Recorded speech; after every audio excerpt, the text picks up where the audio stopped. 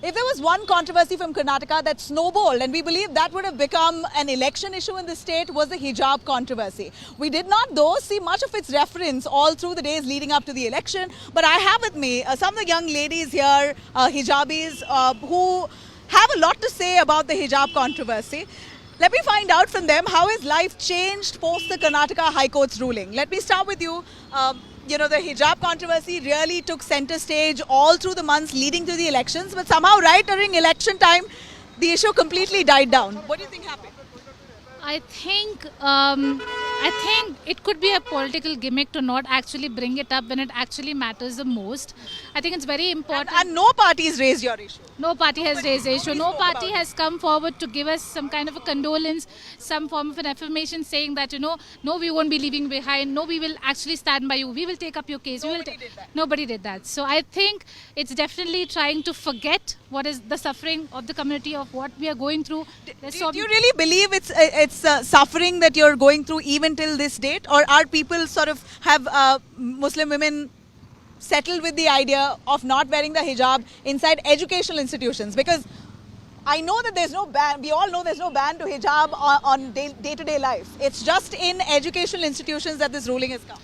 But if you actually see Parcham report from Mumbai, it actually states that even at workplaces, women who wear hijab are very subjugated to a lot of discrimination. Out of 21% of urban, corporates or all workers, it's only 8% of a small majority that you have. So it's not just a matter of only educational institutions, but I'm sure this is going to snowball into something even bigger. And okay, that's what you're anticipating, but it appears that the issue has died down. She's a college student. Tell me, if you're still anxious to go to college with the hijab, what's the rule and the norm now in Karnataka post the Karnataka High Court? Right. So before the entire hijab issue that was raised, hijab was normalized. We could wear it. We could go anywhere with the hijab into our college. But when the issue started, without being given any prior notice, the hijab was all of a sudden banned. Like one morning we just wake up and they're like, no hijab. And that is after we've gotten into our class. They call us out and they're like, please remove your hijab, and only then enter the class. So because of that, a lot of people backed out. They were like, no, we want our rights. We'll just wait for it. You're saying that in the college that you're at, and it's a convent college. I'm not going to name it, but it's a convent college, very famous in Bengaluru city. I've seen hijab girls, in college. But on the day when the High Court's ruling came, what happened in your college? Oh, on the day, there was a quick round. The principal, she walks into our class and she's like, all the hijabis, please come out. And we're called out of our classes and she's like, okay, now there's a issue that has been raised. We want you to remove your hijab and only then you can enter your class.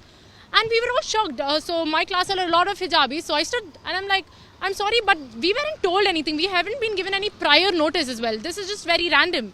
So then they're like, no. And then they took us to the director and then they made us talk to him. And then he's like, you have to remove. And we tried talking to them. They're like, no, this is it. This is our final thing. If you want to go back to your class, you'll have to go without your hijab. How did that make you feel? I was stunned. I was dumbfounded. I was like, okay, there's so many other religious sentiments that people in my class wear. Why was only... Like what? Give me there were some people wear the Sikhs, they wear the turban. There are people who wear the bands, the thread. The girls. Yeah, the girls, they wear the thread. In a girls' college, so... Yeah. Right, they wear the threads, they wear crosses. We have crosses in our classrooms. And all of a sudden, they're like, no, everything is stopped. No, I'm sorry, only the hijab was stopped. Nothing else was banned. Yours is a Christian missionary institution where you have all references of Jesus with the anthems, the hymns that you all sing. In every way, it's a Christian missionary institution, so hijab's not allowed inside. Yeah, every college was supposed to be secular. Every college is supposed to teach us unity and diversity. And pretty much before this issue was raised, it was doing that. People from different communities were together as one, and we were all studying together in a very peaceful environment. All of a sudden, this issue was hit, and I started to feel, why me? Why only me? Everyone else is normal. And every time someone looked, oh, she's a hijabi, she must be facing something. That was detrimental to a lot of people, to a lot of minds. Yeah, I'm going to come back to you on what kind of lasting effects it's had on you. But tell me, how would you look at this issue as of today? Has it died down? Can I say it's died down? Because we haven't heard any references of it from any political party. See, I understand nowadays. Now we are not going to vote because of the issues or the religions, we would understand, and then accordingly we are going to work on that. And when you talk about hijab issues, see, I had lot of our students who were coming up complaining that we are facing issues in these colleges and these schools, right? But when I was a student, I have studied from a college, Christian colleges, so we never wear hijab there. You don't wear hijab? No, I was not wearing. But when after that I started wearing. So I understand it's our right. We can wear anything if it is required for So us. you're basically trying to say that it was your choice. You did not wear it during college. You chose to wear it after you got out of college. Yes. But the restriction is not something that you will. Of course, see, the government should not decide that what are we going to wear. We can wear hijab if we want. If we don't want, we will not wear hijab. How has it changed your life with all this talk around? No, it is not going to affect my life anymore, I believe. Okay. Yes. So it's not affecting your life. What about your Not at family all. members? Or No, not my families, neither my students. We work for Pan India for education. We provide free training program. so your students are wearing the hijab Yes, of course. now, even now? Yes, they are wearing. So it's a private institution. I Correct, think. correct. All right. So that's precisely the Karnataka High Court's mandate that schools affiliated to the government will have to follow the government's mandate, which is a proper code of conduct that they'll have to follow. But those private institutions can again have their own code of conduct allowing hijab or not. So it's all up to the students to follow that. Isn't Karnataka spoiled for choice when it comes to educational institutions? Of course, it has become a target now. We have to think about it. No, I become find a point of target. yeah, of course. Then now we need to understand. We all come together. Will you think of maybe following the court's directions? I mean, ultimately you have to. The matter is in the Supreme Court. We know that as well. But would you think of maybe encouraging your children to shed any cultural symbol and just blend in with the crowds in college and institutions where they don't allow? Maybe education first. See, the person who's wise to get along with the crowd is, of course, we understand. We don't want to be a, odd one in the crowd. We also have to be respected for that sake. But we understand. I have faith in the jurisdiction that they will definitely favor us and respect our religion and respect our religion as well. Okay, so you don't want to be an odd one in the crowd, but yet don't want to be take your rights to be taken away either. Tell me about your day-to-day struggle, or if there is at all, when it comes to hijab in Karnataka. As of now, it's nothing. But we did face when there was a hijab issue. My niece had to suffer a lot, even in the college. She was out of the class and she had to go without the hijab. When she's like, from the childhood she was wearing hijab. My question is why they are targeting us? Why not others? Everyone has their own way of dressing, right? Everyone. So it's their uniqueness. The court's only talk is that in institutions, educational institutions, that's all. No, Where is they're that just wanting to harming the- try to maintain neutrality among students. So because what was said extensively is that if you wear your religious symbol, then the others will wear theirs. Then you had people wanting to wear a saffron scarf inside, which wasn't allowed. So where does it stop? That was the court's. No, discussion. is my headscarf bothering someone? Or is it hindering the studies? Or is it, making difference in the grades? Tell me, is it harming anyway, first of all? We're just wearing, this is my choice. I just want to live this way. Let's be peaceful, no? You're taking issue on hijab. There's so many bigger issues to focus on, actually. So I think that would be my bigger point. Yes, I have 2 children. They're tell small. me about them. They're just very small, so standard and first Okay, so standard. no hijab As for of them. now, no, yeah. Have they ever shown interest? Yeah, they love to. And They I like to wear the encourage them hijab. They a like to lot. imitate the mommy. A lot. They love to. And I encourage them, yeah, because this is my way of living.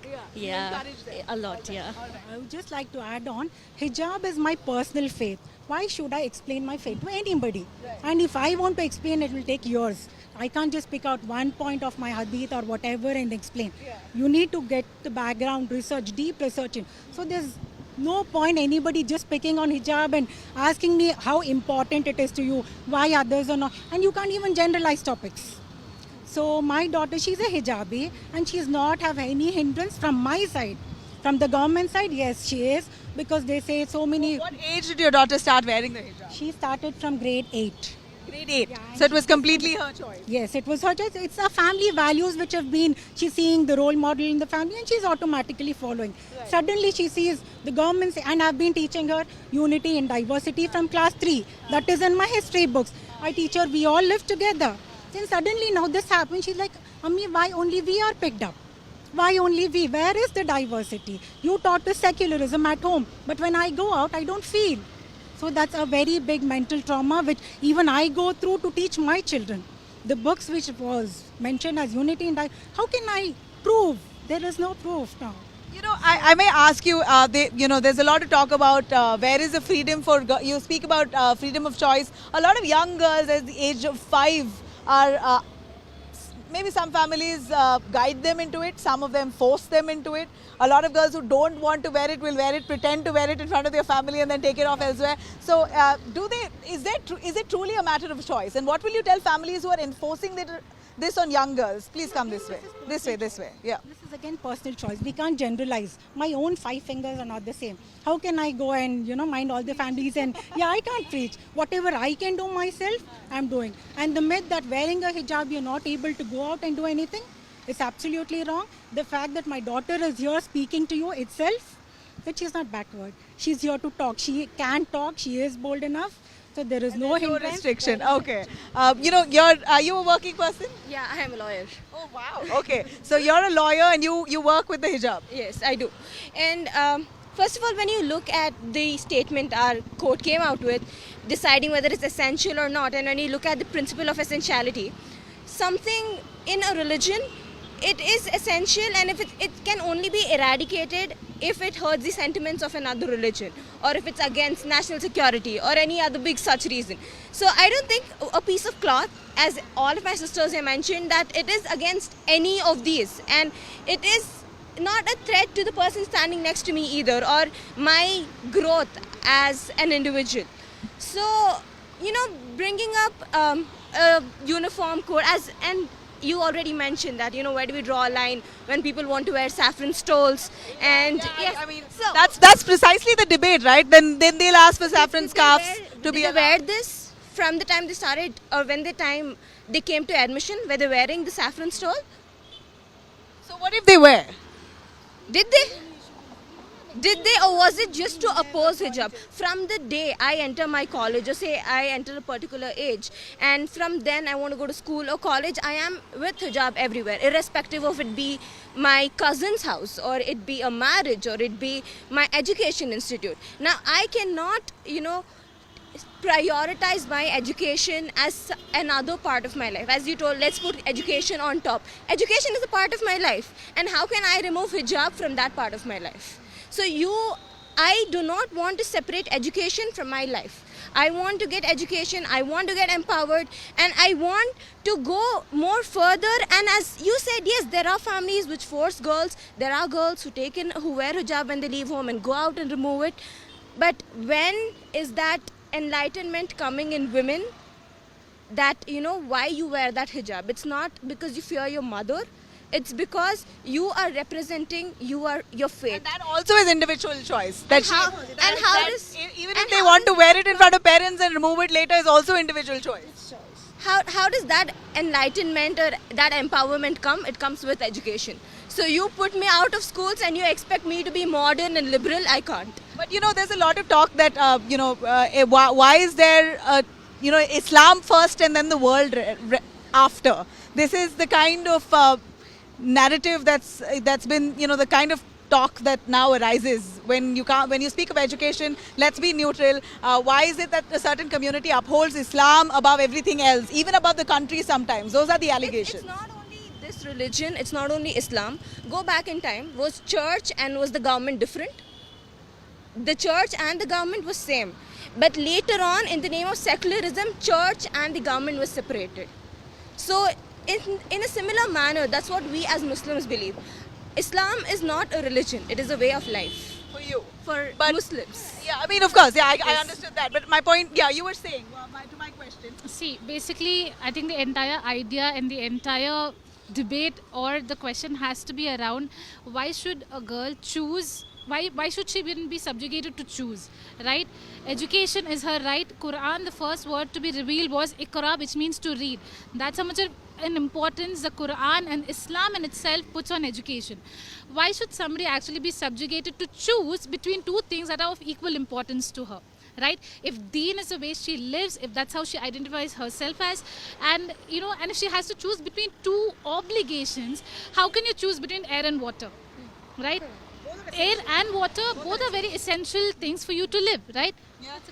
See, when this has become an essential mode, this is not forced. It is not forced at all. It is like very much willingly coming out. I don't know, all of a sudden it has come in being now. So making things very You're different. making all of a sudden You want become to make it very conscious about easy. wearing the hijab. Yeah. Correct. See, nobody told me to wear the hijab ever. Neither my family or outsiders. It was me who decided that I wanted to wear because I don't feel safe outside. People stare at me. I'm a businesswoman. I go all over India. I meet different kind of people. Religion, of course. Have you ever felt disrespected for wearing the hijab? Have people looked down on you that you may not be progressive enough? Yes. Many times. I got my contracts cancelled because I was wearing burqa. Trust me, yes. After the hijab issue, these things have come up. Before it wasn't like that. Everybody, even hijab was not an issue at all. It's only after it made Places it happens. You go to shopping, yeah. They looked it up on you if you're having a hijab. They give preference to not wearing. Yeah, exactly. And I don't know why that happens, and that's really humiliating when that happens. And when school is a place where children are, being molded, it's the place where they need to be taught tolerance and secularism.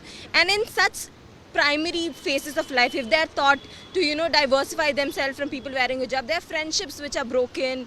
And after hijab, there's so many girls in my own profession who left their college in many parts of Karnataka. Yeah, I know a lot of student dropouts have been reported, and that is sad, which is why we're doing this today, so that we understand your real sentiment. But yeah, you were saying. See, when I talk about, when ma'am was telling about religion, you also asked that, do you think that education is important or religion is important?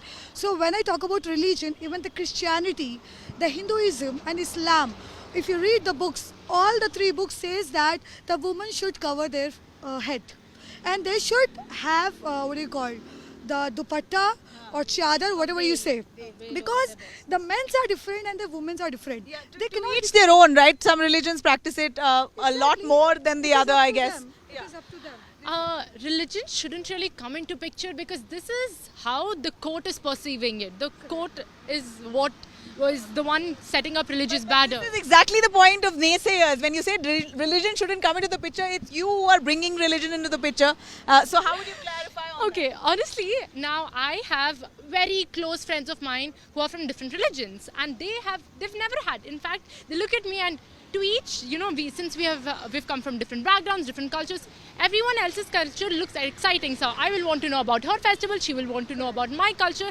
We're all so secular among ourselves, but picking up at such unnecessary issues and bringing it among the society is causing societal barriers. People are getting further away from each other because of this.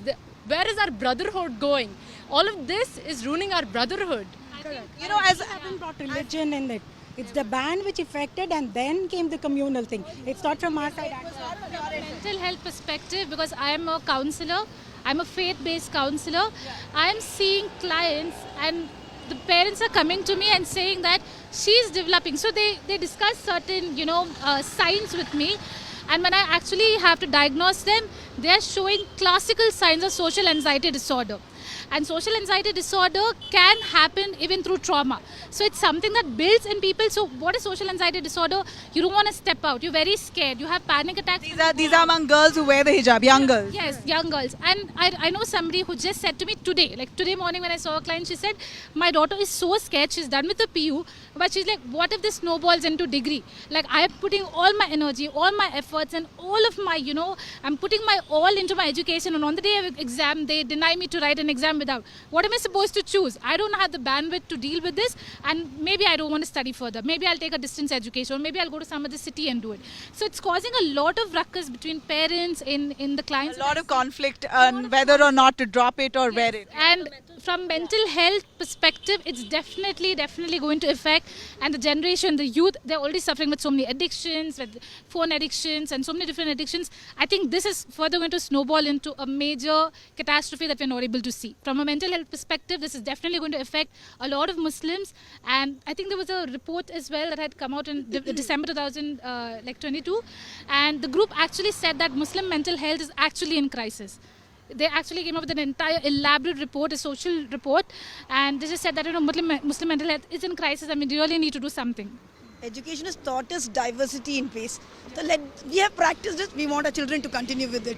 We have to join hands together and have it in faith and peace. That's it. This is eventually a choice that you want to ensure that your child is able to take. And there's no restriction on them making that choice. A final word, as I may ask you, as much as we talk about, integration, secularism, there's a lot of allegation on the Muslim community for ganging up on one end, right? Not really mingling with the rest, not wanting to actually, how do I say it? I might maybe short of words, but you know what I'm getting at. I would like to answer. I have trained a lot of people in thousands. 80% people are non-Muslims, and I don't mind that. But that may be you. But we see a lot of references to kafirs. We see a lot of the community ganging up and not wanting to interact as much because they feel That's one part of community where we don't want to generalize, but where we all can, we will do the best. So you're saying you agree that there is a problem there. They might be, it'll be in every community, so it might be in us also, but we don't want to generalize. You're saying there could be extremism or extreme behavior. But that's not. It's nothing like that. See, I'm telling you, Islam is only peace. It's only the people are putting these allegations. It's not us. So even within Islam itself, there are people who might think in an extreme way. I think it could also be a result of the othering. When as a community you start drawing boundaries, saying that you are the other, and in fact some of the reports that I was going through say that there's a lot of derogatory jokes around Muslim, that you're a polygamist, you're a biryani eaters, you're a meat eaters. So that sort of creates an othering in a very derogatory way, which is not healthy. So then I think there's a small ghetto that forms. That's when the ghettoization happens. There's also talk about, since I have only a bunch of Muslim women, that's why I'm asking you. Don't get me wrong, I'm not trying to corner you, but since we're having this healthy debate, there's a lot of references of kafirs for other community, and that's part of the religion, and a lot of them actually believe in it. So much so you don't want to mingle with the other communities. You don't want to go to their house. You don't want to, I have lot of friends. In fact, my fraternity in the counseling community, we have good friends. We have we sit down, we discuss cases. I think all of us here, we have great friends from people from other faiths. Yeah, I mean, absolutely. She's working for the development of other community. We're not just talking about friends. She is not discriminating Muslim, Christian, Hindu. She's working all over India for all the community. I'd like to ask you. I'd really like to ask you. I was just having a chat with someone the other day, and they told me that there is a targeted approach towards increasing the community's population. This is done with a target to increase population because you want this to make this an Islamic nation. I'm just giving you statements that I've been hearing as a journalist, right? So how would you counter that? See, I would like to tell you one thing. First of all, one of my family member wasn't keeping well. One of the Kashmiri Pandit had given blood to my family member. So we are having that much of friendship. Right? You show in the movie, you show in the series, you show to the media, it doesn't matter. We are friends, we are a family, we are the son and daughter of Adam alayhi salatu wasalam. We are from the same family, so it doesn't bother us anymore. You were talking about say having a bunch of people who go to the extreme ends. Now, at this point, everyone is just generalizing the entire community just by a handful of people. Yeah. And that's where everyone goes wrong because, like my mom said, 5 fingers not the same. So, you can't just generalize everyone as well just because of handful. There are people who are on the extreme end who might be extra in all communities. In all communities, not only Islam or Muslim. Every community has extreme behavior. So this whole rhetoric about Muslims want to make this an Islamic nation, and that's the aim. See, in order to clarify the rumors about Muslims, come to rumors. I mean, come to the people of that faith, right? Like you don't ask a Christian about a Muslim, right? You will always ask a Muslim about Muslims. So within our circles, That's the question. Why do you have so many children? Why is there, is there a deliberate attempt to increase the community? I think there's nothing as such, and I don't think there's anything. It's a rumor, perhaps. How many children do you have? I have three. Proudly, I I'm have telling one. you three. I have one. I'm not married. Oh, you're not married too. I have two daughters. Any more? I'm scared actually because of this hijab issue. No, I don't. I have 5 children. She's my eldest daughter, and I'm very proud of them. And I want them. I want to preach. And Can I ask you, was this an aim of having that many children for the larger I'm in love with purpose? children. Like there are allegations that you. thought about that until last year. These two issues have come up. Love for my children. Is that also because Islam does not encourage abortion? No, nothing like that. I always have been loving children. I had my niece and There was no problem of abortion. I mean, what's your view on that? You cannot kill life is coming into thing with the Almighty's blessing. Based on your religion, that's your choice. You don't want. teach us to kill any infants, okay? And Almighty is granting food for even to the ant. No Why not religion the human? speaks of, or rather encourages abortion. We are right now working for 5 slums in Lingarajpuram. There are 80% Christians and Hindus. So we don't bother who is inside. It is a slum. We will work for all the slums. So trust me, we don't have that mentality. Are you educating to have less children? Are you educating because natural resources is limited?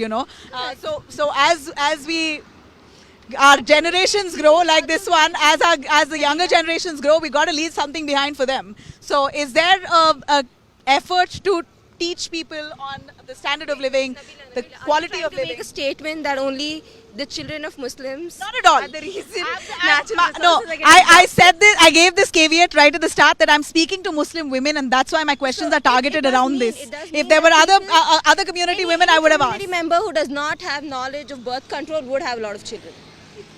So it's not only Muslims. It's you look at any people in slum, people who are not that well educated, people who don't know maybe the techniques or maybe got married off early. They do end up with a lot of children. And you look back in time, we know our great grandparents or irrespective of what religion they were, they did have 10-15 children. So it's not But in the 21st century. So it doesn't mean that you look at families now. Yes. Also, I don't think the government here or the government anywhere in any part of the world should really come and tell you that you can have only 2 children. It's your choice and how much you can afford. My God, China made a one-child rule. Exactly, China. India has now trespassed the China population numbers. We can use this population to the better level. We can encourage entrepreneurship. We can invite others to work with us. It's a big market. So I don't think the population is going to affect much until unless we teach them to use the resources in a way that we are not wasting. I think civic sense, a lot of these kind of education, if it's given to irrespective of what religion. But again, the question is, if you're stopping us from education, then how will we even learn all of this? Start with education as the most basic. Fabulous voices. I myself have been enriched with this conversation. These are women who are all excelling in their respective fields, all working women with children, with families, handling their all sorts of situation in the face of all this kind of animosity, whether or not hijab should be worn inside institutions. The matter is now in the Supreme Court. Until then, they seem to be leading a life on a tightrope. It's something that they want to see their rights to be restored, and let's wish them all the very best. Thank you very much. This is Nabila Jamal signing off with camera person Prashant for India Today, Bengaluru.